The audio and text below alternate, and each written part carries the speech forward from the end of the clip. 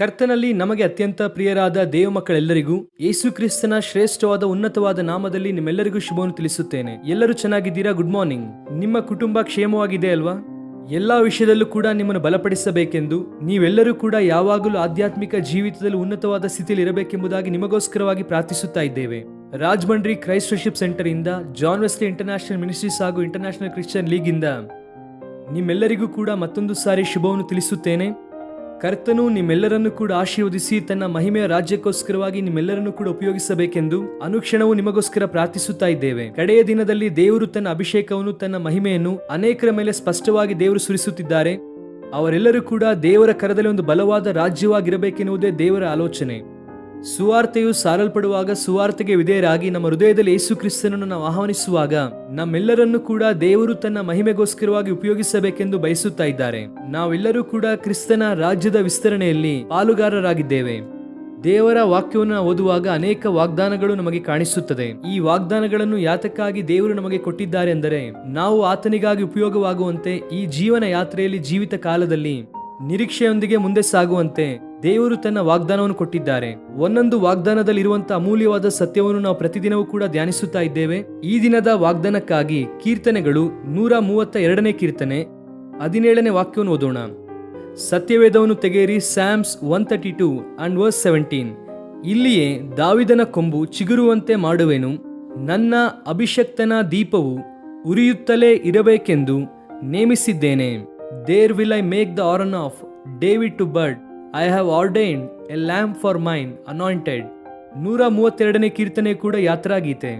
ಬೈಬಲ್ನಲ್ಲಿ ಕೆಲವು ಯಾತ್ರಾಗೀತೆಗಳಿದೆ. ಯಾತ್ರೆ ಮಾಡುವಾಗ ಹಾಡುತ್ತಾ ಹೋಗುತ್ತಾ ಇದ್ದರು ಎಂದು ಆ ಸಂದರ್ಭದಲ್ಲಿ ಆಡಲ್ಪಟ್ಟಂತಹ ಕೀರ್ತನೆ ಎಂಬುದಾಗಿ ನಾವು ಇದಕ್ಕೆ ಹೆಸರಿಡಬಹುದು. ಈ 132ನೇ ಕೀರ್ತನೆಯಲ್ಲಿ ನಾವು ಓದಿದಂತಹ ವಾಕ್ಯದಲ್ಲಿ ದೇವರು ಒಂದು ಸುಂದರವಾದ ವಾಗ್ದಾನವನ್ನು ತೋರಿಸುತ್ತಾ ಇದ್ದಾರೆ. ದಾವೀದನ ಕೊಂಬು ಚಿಗುರುವಂತೆ ಮಾಡುವೆನೆಂಬುದಾಗಿ ಹೇಳಿದ್ದಾರೆ. ಕೊಂಬು ಅಂದರೆ ಘನತೆ. ಬೈಬಲ್ನಲ್ಲಿ ಕೊಂಬು ಎನ್ನುವಂಥದ್ದು ಘನತೆಗೆ ಸಾದೃಶ್ಯ. ಬೈಬಲ್ನಲ್ಲಿ ಹಾರ್ನ್ ಎನ್ನುವಂಥದ್ದು ಹಾನರ್ಗೆ ಸಾದೃಶ್ಯವಾಗಿದೆ. ನಾನು ದಾವಿದನಿಗೆ ಘನತೆ ಕೊಡುತ್ತೇನೆಂಬುದಾಗಿ ದೇವರು ಮಾತನಾಡುತ್ತಾ ಇದ್ದಾರೆ. ಪ್ರಿಯರೇ, ದಾವಿದನಿಗೆ ಮಾತ್ರವಲ್ಲ, 24ನೇ ಕೀರ್ತನೆಯಲ್ಲಿ ನೋಡುವುದಾದರೆ ದೇವರು ಕೃಪೆಯನ್ನು ಹಾಗೂ ಘನತೆಯನ್ನು ಅನುಗ್ರಹಿಸುವಾತನೆಂಬುದಾಗಿ ನಾವು ಅಲ್ಲಿ ನೋಡುತ್ತೇವೆ. ಕೊರಾಹಿಯರು ಆ ಕೀರ್ತನೆಯನ್ನು ಬರೆಯುವಾಗ ಮಾತನ್ನು ಉಪಯೋಗಿಸುತ್ತಾರೆ. ದೇವರು ಘನತೆಯನ್ನು ಕೊಡುವಾತನು, ಮೆಚ್ಚುಗೆಯನ್ನು ಕೊಡುವಾತನು. ಯೇಸು ಕ್ರಿಸ್ತನನ್ನು ಅಂಗೀಕರಿಸಿರುವುದಕ್ಕೆ ಯಾರಾದರೂ ನಿನ್ನನ್ನು ನಿಂದಿಸುತ್ತಾ ಇದ್ದಾರಾ? ಅವಮಾನಿಸುತ್ತಾ ಇದ್ದಾರಾ? ನಿನ್ನನ್ನು ಕೀಳಾಗಿ ಮಾತನಾಡುತ್ತಾ ಇದ್ದಾರಾ? ನಿನ್ನ ಸ್ಥಿತಿಗತಿಗಳೆಲ್ಲವನ್ನು ಕೂಡ ಅರಿತು ನಿನ್ನನ್ನು ಹೀನೈಸುತ್ತಾ ಇದ್ದಾರಾ? ಕುಗ್ಗಿ ಹೋಗಬೇಡ. ನೀನು ಅಧೈರ್ಯ ಪಡಬೇಕಾದ ಅವಶ್ಯಕತೆ ಇಲ್ಲ, ಬಾಧೆ ಪಡಬೇಕಾದ ಅವಶ್ಯಕತೆ ಇಲ್ಲ.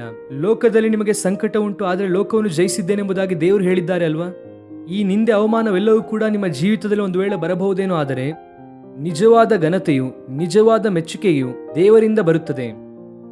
ದೇವರು ದಾವೀದನ ಕೊಂಬನ್ನು ಚಿಗುರುವಂತೆ ಮಾಡುವಂತಹ ದೇವರು. ದಾವೀದನೆನ್ನುವಂತ ಮಾತಿಗೆ ಪ್ರಿಯನು ಎಂಬುದಾಗಿ ಅರ್ಥ ಅಲ್ವಾ? ದೇವರ ದೃಷ್ಟಿಯಲ್ಲಿ ಯಾರು ಪ್ರಿಯರಾಗಿ ಜೀವಿಸುತ್ತಾರೋ ಅಂತವರೆಲ್ಲರನ್ನೂ ಕೂಡ ದೇವರು ಹೆಚ್ಚಿಸುವಾತನಾಗಿದ್ದಾನೆ, ಘನಪಡಿಸುವವನಾಗಿದ್ದಾನೆ. ಅಬ್ರಹಾಮನನ್ನು ಹೆಚ್ಚಿಸಿದಂತಹ ದೇವರು ಕಲ್ದಿಯರ ದೇಶವನ್ನು ಬಿಟ್ಟು ದೇವರನ್ನು ಹಿಂಬಾಲಿಸಿದ್ದಕ್ಕಾಗಿ ಕಾನಾನ್ ದೇಶದಲ್ಲಿ ಪ್ರವೇಶಿಸುವಂತೆ ಮಾಡುವುದು ಮಾತ್ರವಲ್ಲದೆ ಅಬ್ರಹಾಮನನ್ನು ದೇವರು ಬಹಳ ಉನ್ನತವಾಗಿ ಹೆಚ್ಚಿಸಿದರು.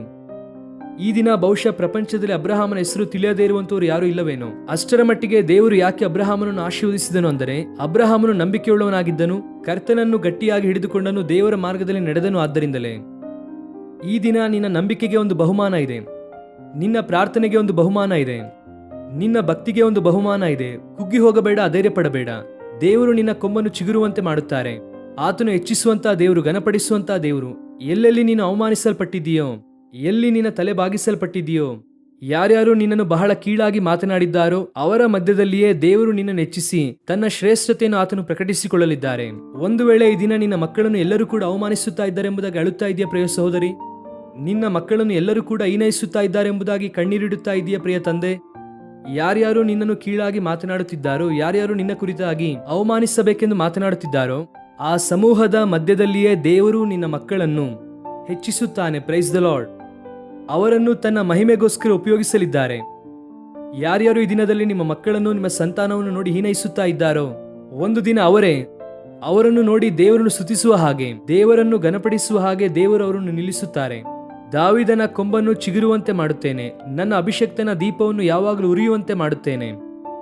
ಶಾಶ್ವತವಾದ ದೀಪ, ಯಾವತ್ತೂ ಆರಿ ಹೋಗದೇ ಇರುವಂತ ದೀಪ. ಕ್ರೈಸ್ತ ಜೀವಿತ ಅಂದ್ರೆ ಏನು ಗೊತ್ತಾ? ಬೆಳಗಿಸಲ್ಪಡುವಂತಹ ಜೀವಿತ. ಆಮೇನ್.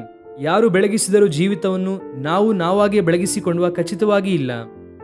ನಮ್ಮ ಭಕ್ತಿ, ನಮ್ಮ ಜ್ಞಾನ, ನಮ್ಮ ಶಕ್ತಿ, ನಮ್ಮ ಯುಕ್ತಿ ನಮ್ಮ ದೀಪವನ್ನು ಬೆಳಗಿಸಲಿಲ್ಲ, ಆದರೆ ದೇವರೇ ನಮ್ಮನ್ನು ಬೆಳಗಿಸಿದ್ದಾರೆ. ನಿಜವಾದ ಬೆಳಕು ಉಂಟು, ಅದು ಲೋಕಕ್ಕೆ ಬಂದು ಪ್ರತಿ ಮನುಷ್ಯನನ್ನು ಕೂಡ ಬೆಳಗಿಸುತ್ತದೆ. ಯಾರು ಇಷ್ಟಪಡುತ್ತಾರೋ ಕರ್ತನೆ, ಆರಿ ಹೋದಂತ ನನ್ನ ದೀಪವನ್ನು ಮತ್ತೆ ಬೆಳಗಿಸಿರಿ ಎಂಬುದಾಗಿ ಯಾರು ಕರ್ತನ ಬಳಿಗೆ ಬರುತ್ತಾರೋ, ಯೇಸಯ್ಯ ಅವರನ್ನು ಬೆಳಗಿಸಿ ಲೋಕಕ್ಕೆ ಬೆಳಕನ್ನಾಗಿ ಅವರನ್ನು ಮಾಡಿದ್ದಾರೆ. Don't ever forget your identity. ನಿನ್ನ ಗುರುತನ್ನು ಯಾವತ್ತೂ ಮರೆತು ಹೋಗಬೇಡ. ನೀನು ಬೆಳಗಿಸಲ್ಪಟ್ಟಂತ ವ್ಯಕ್ತಿ. ದೇವರು ತನ್ನ ಮಹಿಮೆಯಿಂದ ನಿನ್ನನ್ನು ಬೆಳಗಿಸಿದ್ದಾರೆ. ನೀನು ಆತನಿಗೋಸ್ಕರ ಪ್ರಜ್ವಲಿಸಬೇಕು. ನನ್ನ ಅಭಿಷಕ್ತನಿಗಾಗಿ ನಾನೊಂದು ದೀಪವನ್ನು ಸಿದ್ಧಪಡಿಸಿದ್ದೇನೆ. ದೇವರು ನಮ್ಮನ್ನು ಬೆಳಗಿಸಿದ್ದಾರೆ. ಆ ಬೆಳಕಿನ ಮೂಲಕ ನಾವು ಲೋಕಕ್ಕೆ ಆಶೀರ್ವಾದಕರವಾಗಿ ಮಾರ್ಪಡಬೇಕು. ಯೇಸು ಕ್ರಿಸ್ತನು ಈ ಲೋಕದಲ್ಲಿ ಇದ್ದಾಗ ಅದನ್ನೇ ತಾನು ಹೇಳಿದ್ದು, ನೀವು ಲೋಕಕ್ಕೆ ಬೆಳಕಾಗಿದ್ದೀರಾ ಅಂತ ಹೇಳಿದ್ರು. ನೀವು ಲೋಕಕ್ಕೆ ಉಪ್ಪಾಗಿದ್ದೀರಾ, ಎರಡನೆಯದಾಗಿ ಬೆಳಕಾಗಿದ್ದೀರಾ. ನಿಮ್ಮಲ್ಲಿ ಯಾರು ಕೂಡ ಬೆಳಕಾಗಿರುವಂತ ನಿಮ್ಮ ದೀಪವನ್ನು ತೆಗೆದುಕೊಂಡು ಹೋಗಿ ಮಂಚದ ಕೆಳಗೆ ಅದನ್ನು ಇಡಬೇಡಿ, ಅದನ್ನು ದೀಪಸ್ತಂಭದ ಮೇಲೆ ಇಡಿರಿ. ಅನೇಕರು ಆ ದೀಪಸ್ತಂಭವನ್ನು ನೋಡಬೇಕು. ದೇವ ಮಕ್ಕಳೇ, ನೀವು ಬೆಳಗಬೇಕೆಂದು ದೇವರು ಆಶಿಸುತ್ತಿದ್ದಾರೆ, ಪ್ರಕಾಶಿಸಬೇಕೆಂದು ಆಶಿಸುತ್ತಿದ್ದಾರೆ.